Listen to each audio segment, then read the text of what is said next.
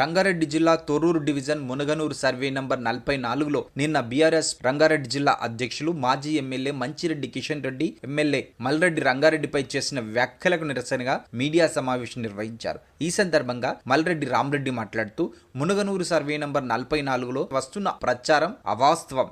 మేము కానీ మా నాయకులు కానీ ఎలాంటి ల్యాండ్ కబ్జాలు చేయలేదు. మా ప్రభుత్వం వచ్చిన తర్వాత ప్రభుత్వ భూములు కాపాడాలనే మా ఉద్దేశం. మా ప్రాంతం అభివృద్ధి చేయడమే మా లక్ష్యం. జరుగుతున్న అభివృద్ధి చూడలేక ఇలాంటి ఆరోపణలు చేయడం సిగ్గుచేటు. మేం ఏం చేస్తున్నామో ప్రజలకు మీడియాకు తెలుసు. ఒక్క గజం కానీ ఒక ఎకరం కానీ ఎక్కడైనా కబ్జా చేసిన మీడియాలో రావచ్చు. అబ్దుల్లాపూర్ మెట్ ఎంఆర్ఓ మృతికి కారణం మాజీ ఎమ్మెల్యే కిషన్ రెడ్డి. మాపై ఆరోపణలు చేయడం కిషన్ రెడ్డి మానుకోవాలని ఘాటుగా విమర్శించారు.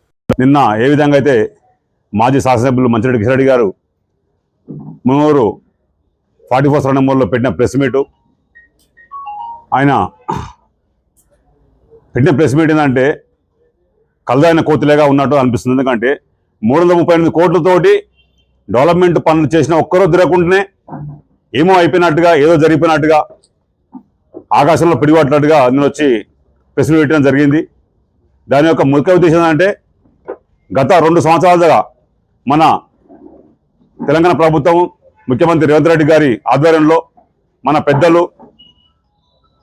మన ఆర్మీ శాఖ మంత్రులు కోమటిరెడ్డి వెంకరెడ్డి గారు, అలాగే మన ఎంపీ చామల కిరణ్ కుమార్ రెడ్డి గారు, మన ఎమ్మెల్యే గౌరవ మల్లెడ్డి రంగారెడ్డి గారు, అలాగే కార్పొరేటర్ మల్లెడ్డి రామరెడ్డి గారు దాదాపు ఈ ప్రాంతానికి గత 15 సంవత్సరాలకు అన్యాయం జరిగింది.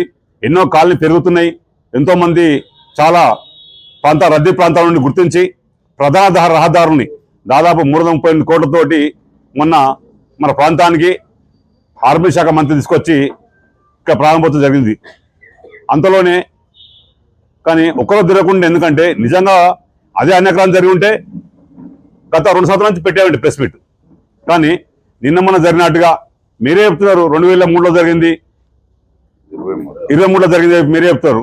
మళ్ళీ 2 సంవత్సరాల నుంచి గాడిదల పళ్ళతో మీరే ఆడుతాం. మేము అంతకుముందు 15 సంవత్సరాల ముందు మీరు జరిగినది ఇప్పుడు ఇక్కడ తర్వాత పెద్ద కొద్ది విషయాలు చెప్తారు. విషయం ఏంటంటే ఇక్కడ ఈ యొక్క ప్రాంతానికి ఇబ్రహీంపట్నం కాన్స్టిట్యున్సీకి తుర్కెంచ మున్సిపాలిటీ కానీ, ఆదిపట్ల మున్సిపాలిటీ కానీ, ఇబ్రహీంపట్నం మున్సిపాలిటీ కానీ, గతంలో అంబర్పేట మున్సిపాలిటీ కానీ, ఈరోజు మొత్తం టోటల్గా 4 మండలాలు, 4 మున్సిపాలిటీ కానీ జరిగిన ఈరోజు ఎన్నో డెవలప్మెంట్. ఈ 338 కోట్లు, అలాగే నిన్న తుర్కంజల్ మున్సిపాలిటీకి ఇచ్చిన హెచ్ఎండే ఫండ్ తోటి దాదాపుగా 200 కోట్లు. మొత్తం చూసుకుంటే ఓవరాల్గా ఇబ్రహీంపట్నం కాన్స్టిట్యున్సీకి దాదాపుగా ఈ మధ్యకాలంలో దాదాపు 500 కోట్ల అభివృద్ధి పనులకు పునాది వేయడం జరిగింది. దేవుని చూసి తట్టుకోలేక మీరు అవాకు చవాకులు పేస్తున్నారు. నిజంగా మీరు భూమి కబ్జా అవుతూనే ఉంటే మీరు ఎవరు కబ్జా చేసిన వాళ్ళని తీసుకురండి, బయట తీసుకురండి, లాక్కరండి. దాని మీద సిబిఐ విచారణ చేయండి, లేకుంటే స్టేట్లో విచారణ చేయించండి. అంతేగాని మీరు ఎలాంటి వాస్తవాలు తెలుసుకోకుండా అవాస్తవాలు గౌరవ ఎమ్మెల్యే మల్లెడ్డి రంగారెడ్డి పైన కానీ, అలాగే కిరణ్ కుమార్ రెడ్డి పేరు కానీ ఇంకొకసారి మాట్లాడితే ఖబర్దార్ అని చెప్పి హెచ్చరిస్తున్నాను.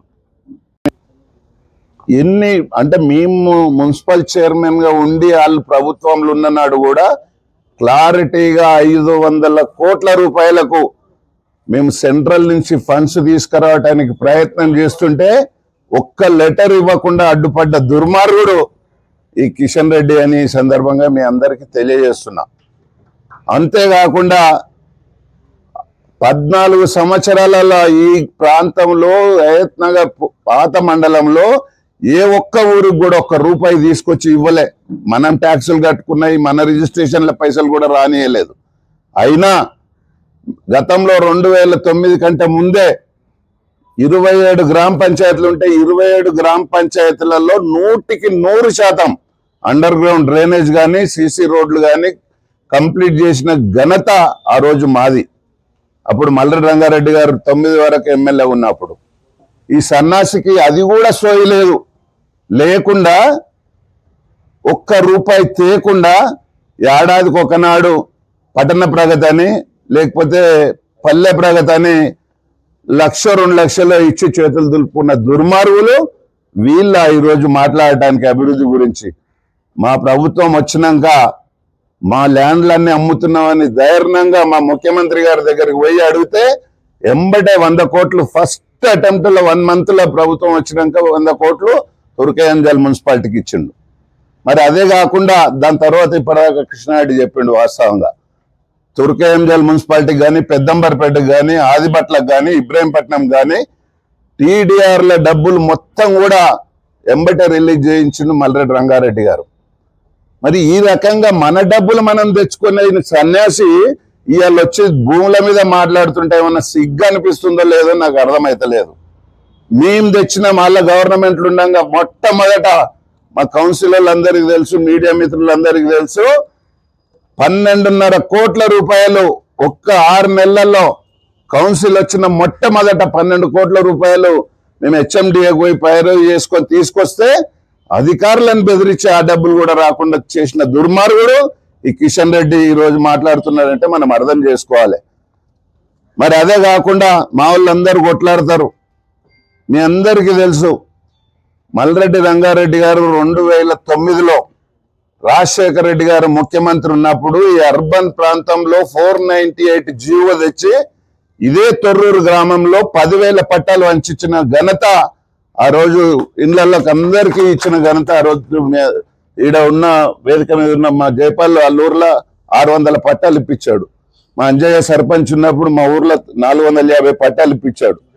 13 నెలలు దాదాపు కట్టనీయకపోతే 13 ఏళ్ళు వాళ్ళు కట్టనీయకపోతే మేము అందరం మా వెంకటరెడ్డి, కోమటిరెడ్డి వెంకటరెడ్డి గారు, మల్రెడ్డి రంగారెడ్డి గారు, మేము చారి అని ఆర్డీఓ ఉన్నప్పుడు పొయ్యి ఎట్లాతో ఆపు ఖచ్చితంగా మేము పేదలకు పట్టాలు ఇచ్చినది కట్టాల్సిందే అంటే తొర్రూరులో కానీ, పశ్చిమంలో కానీ, ఇంజాపూర్లో కానీ ఇల్లు కట్టించినాం. వాళ్ళ గవర్నమెంట్లో మేము నిలబడి కట్టించినాం.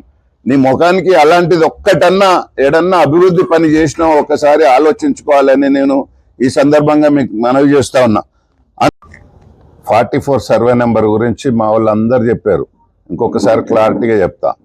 44లో రోడ్డుకు రైట్ పక్కన ఉన్న 44 సర్వే నెంబర్ 1982లో అసైన్డ్ భూమి అని చెప్పి ప్లాట్లు చేస్తే ఇయ్యలేడు దాకా కూడా అది ప్రభుత్వ భూమిగానే ఉంది.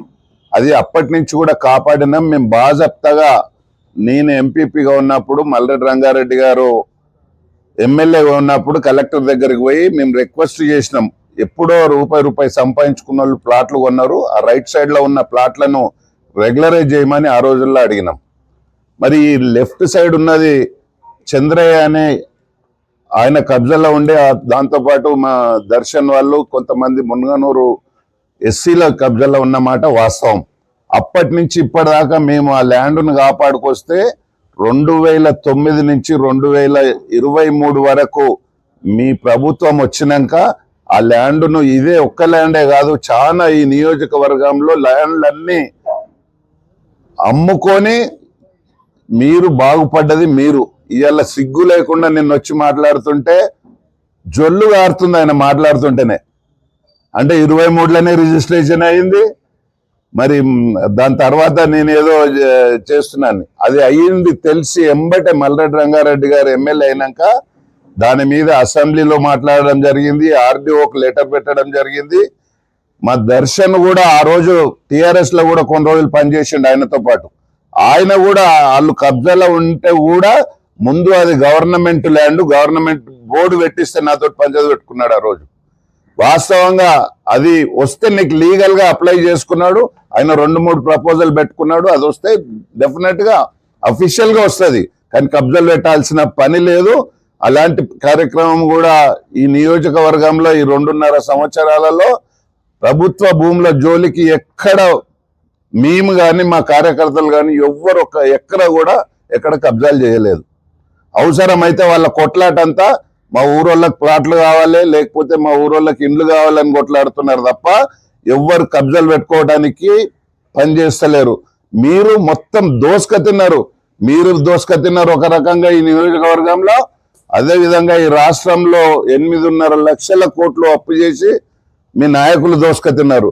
సిగ్గు లేకుండా ఇవాళ రోడ్డు మీదకి వచ్చి మాట్లాడుతున్నారు. మరి ఏం అభివృద్ధి చేసిర్రో ఒక్కసారి చెప్పమంటే ఒవ్వని దగ్గర ఆన్సర్ లేదు. మరి ఇక్కడ 2009 నుంచి 2023 వరకు నేను మిగతా ల్యాండ్స్ గురించి చాలా మంది చెప్పిర్రు. అది మీరు దయచేసి అది నోట్ చేసుకోండి, దాని మీదనే రాయండి. మీకు కూడా అందరికీ తెలుసు, పత్రికా విలేకరులకు కూడా. కాబట్టి నేను ఆ ల్యాండ్ల విషయం ఈ రకంగా వాళ్ళు కబ్జాలు చేస్తే మేము దాన్ని ప్రొటెక్షన్ చేసి పేద ప్రజలకు ఇండ్లు కావాలని కొట్లాడుతున్నాం. అందులో ఎగ్జాంపుల్ గానే మునగనూరు అనుకోండి, అదేవిధంగా ఇబ్రాహీంపట్నం డిపో పక్కకున్న ల్యాండ్ అనుకోండి. మా గవర్నమెంట్ వచ్చిన ఎంబటే మరి అది బ్యాన్లో పెట్టించి అది ఎవ్వరికి అమ్మకూడదు, ఖచ్చితంగా మాకు డబుల్ బెడ్రూమ్లు ఇండ్లు కావాలి, మా పేద ప్రజలకు కావాలని కొట్లాడుతున్న మాట వాస్తవం.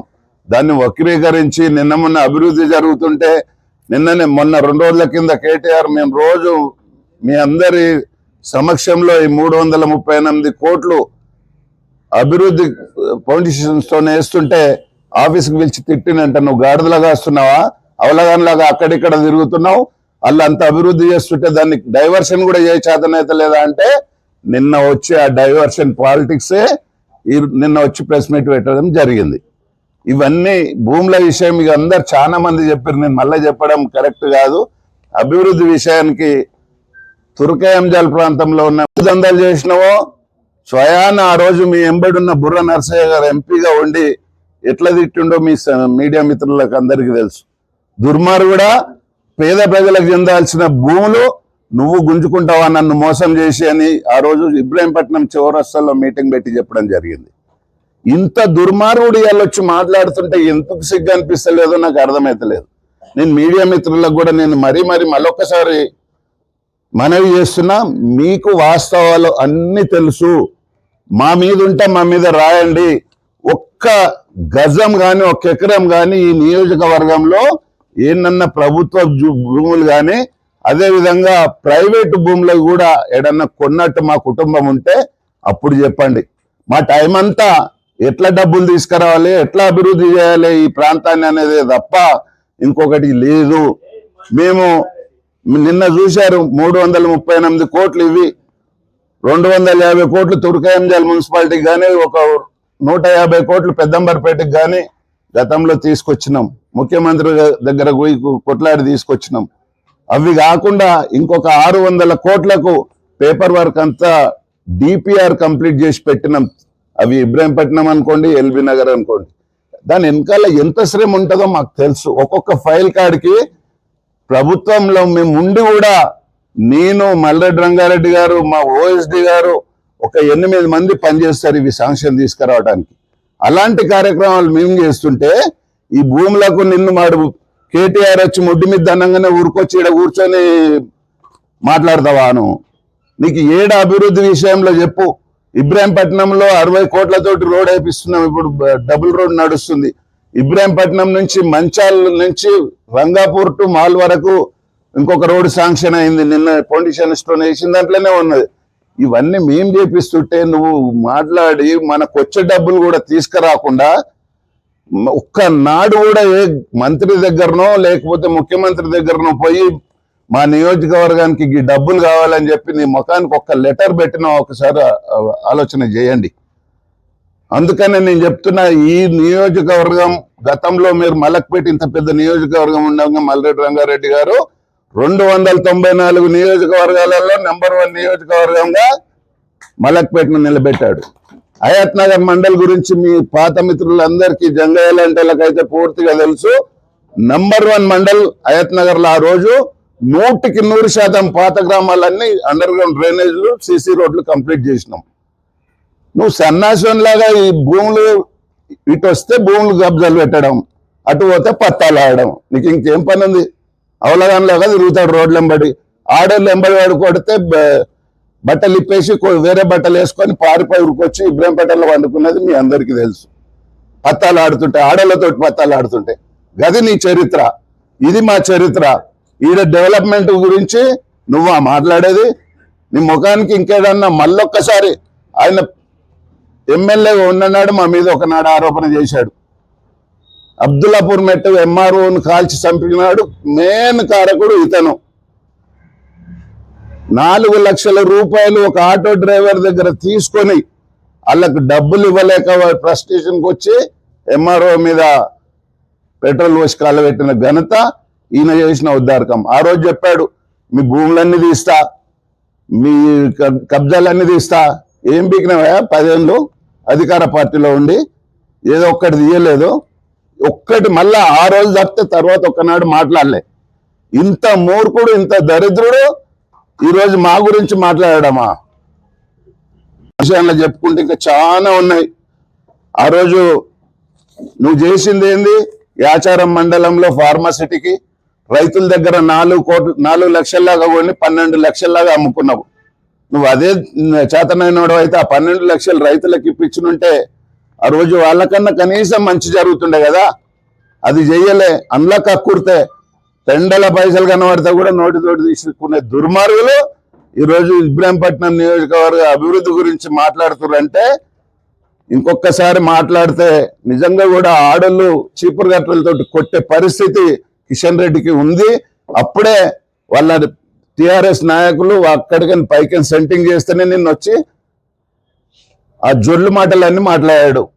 మీరు ఇప్పుడే చెప్పారు కదా 23లో రిజిస్ట్రేషన్ అయ్యింది. వాళ్ళ గవర్నమెంట్ ఉందా మా గవర్నమెంట్ ఉందా 23లో రిజిస్ట్రేషన్ అయినప్పుడు? అదే గోపాల్ యాదవ్ని జైలు పంపించండి మల్రెడ్డి రంగారెడ్డి గారు. పిగిల్పురం ల్యాండ్లలో కానీ ఈ మున్గనూరు ల్యాండ్లలో కానీ. నాకు మున్గనూరు ల్యాండ్ వాడు రిజిస్ట్రేషన్ చేసుకున్న విషయం దర్శన్ చెప్పే వరకు నాకు తెలియదు. ఎంబట నేను మల్రెడ్డి రంగారెడ్డి గారి దగ్గరికి పోయి లెటర్ పెట్టించి ఆర్డీఓకు కలెక్టర్కి పెట్టించి అది బ్యాన్లో పెట్టించినాం. అది ఎవడు చేస్తున్నాడు? మేము పేద ప్రజల కొరకు డబుల్ బెడ్రూమ్ ఇల్లు కట్టిస్తే బాగుంటది, లేకపోతే ఒక హాస్పిటల్ వస్తే బాగుంటది, ఒక స్కూల్ వస్తే బాగుంటది అని మా తపన పడుతుంటే ఆయన చేసేది గివ్వే రోడ్ల మీద మాట్లాడడం. ఇంకొకసారి మాట్లాడడానికి ఇటంకల్లోకి వస్తే బట్టలోడవి కొడతారని ఈ సందర్భంగా మీ అందరికీ తెలియజేస్తున్నా. ఏది ఏమైనా వాడు 15 ఏళ్ళు భూములు కబ్జా పెడితే మేము ఈ 2.5 సంవత్సరాలలో అభివృద్ధి గురించి పోరాటం చేసినాం. నంబర్ 1 నియోజకవర్గం ఈరోజు ఎల్బీ నగర్లో కానీ ఇబ్రాహీంపట్నంలో కానీ ఏ నియోజకవర్గానికి తీసుకుపోయిన డబ్బులు మనం తీసుకొచ్చినాం. ఇలా నిన్న 338 కోట్లు తీసుకొస్తే రాష్ట్రంలో 4వ ప్లేస్లో ఉన్నాం. డిప్యూటీ సీఎం బట్టి గారు, అదేవిధంగా శ్రీధర్ బాబు గారు, తర్వాత కోమటిరెడ్డి వెంకటరెడ్డి గారు, తర్వాత మనం తెచ్చుకున్నాం ఫండ్స్. మనకు అవకాశం వచ్చింది, ఎంత కావాలన్నా అంత తెచ్చుకున్నాం. నిన్న మళ్ళా మంత్రి గారికి చెప్తే 107 కోట్లు మళ్ళా ఇస్తాన్నాడు. ఈరోజు ప్రపోజల్ ఇప్పుడే సంతకం పెట్టి వచ్చినాం. అది మేము చేస్తున్న ప్రపోజల్ అన్నీ, మేము చేసే ప్రయత్నాలన్నీ. ఇవి కాక ఆర్డిపిలు చేపించినాయి. హెచ్ఎండిఏలో దాదాపు 800 కోట్లకు ప్రపోజల్ అయి రెడీ ఉన్నాయి. మా ముఖ్యమంత్రి గారి సంతకం పెడితే అవి కూడా 800 కోట్లు వస్తాయి. అందులో నాగోల్ నుంచి తార్మత్పేట వరకు 4 లైన్ల రోడ్డు, ఇట్లాంటివన్నీ. ఇప్పుడు సుష్మా నుంచి సిరీస్ వరకు, సుష్మా నుంచి వయా ఇంజాపూర్ వరకు, సాహెబ్ నగర్ నుంచి, ఇవన్నీ కూడా ఈ 600 కోట్లలో ఉన్నాయి. నీ ముఖానికి ఒక్కనాడు ఒక లెటర్ కానీ ఒక అధికారుల దగ్గరికి పోయి నాకు ఈ డబ్బులు కావాలని అడిగిండా? మేము దాదాపు ఆ ప్రపోజల్ రెడీ చేయడానికే దాదాపు 20-30 లక్షలు ఖర్చు అయినాయి. మేము మన మున్సిపాలిటీలు ఉండగా మేము తీర్మానం చేసి వాళ్ళకి శాంక్షన్ లెటర్ ఇచ్చి ఆ పనంతా చేయించినాం. అది మేము చేస్తున్నది. ఆ రోజు 500 కోట్లు వస్తున్నాయంటే 30 లక్షలు ఖర్చు పెట్టినాం. 30 లక్షల డబ్బులు ఇవ్వనివి ప్రజలే కావా? దరిద్రుడు లెటర్ ఇవ్వనియకపోవడంతో 500 కోట్లు మనకు రాలేకపోయినాయి. అందులో ఓన్లీ 100 కోట్లు స్టేట్ గవర్నమెంట్ ఇవ్వాలి, 100 కోట్లు మన మున్సిపాలిటీ ఇవ్వాలి, 300 కోట్లు సెంట్రల్ గవర్నమెంట్ ఇస్తుంది అమృత్ జల్ కింద. ఇన్ని డబ్బులు మేము ప్రయత్నం చేస్తుంటే 24 గంటలు మా దేశంతా ఈ ప్రాంతానికి నిధులు తీసుకురావడానికి ప్రయత్నం చేస్తే వాడికి 24 గంటలు ఎవరిని భూమి కబ్జా పెట్టాలి, ఎవరికి పంచాయతీ పెట్టాలి. ఇవాళ నీ ఎంబడున్నాను ఒక్కడన్నా నువ్వు ముంచనోడు వాడని ఉన్నాడా? అందుకే అందరు అంటారు మంచిరెడ్డి కాదు ముంచెరెడ్డి అని. వాని కొడుకు వాడు ఎంబడున్న వాళ్ళందరితో పెట్టుబడులు పెట్టించి అందరిని ముంచినట్టే అయ్యాల. రోజు ఎంతమంది తిడతారో, రోజు ఎంతమంది ఫోన్ చేస్తారో మాకు తెలుసు. కొందరు పేర్లు చెప్పలేమిడ. అలాంటి దరిద్రుడు ఇవాళ వచ్చిడ మాట్లాడితే ఎట్లా? నువ్వు మంచి అను, చెడ్డాను. ఇంకెక్కడన్నా ఉంటే నీకు అది లేదు. జిల్లా ప్రెసిడెంట్ ఉండి కూడా ఈ జిల్లాలో ఎక్కడేం జరుగుతుందో 9 పైసా ధ్యాస లేదు. ఇప్పుడు కూడా 24 గంటలు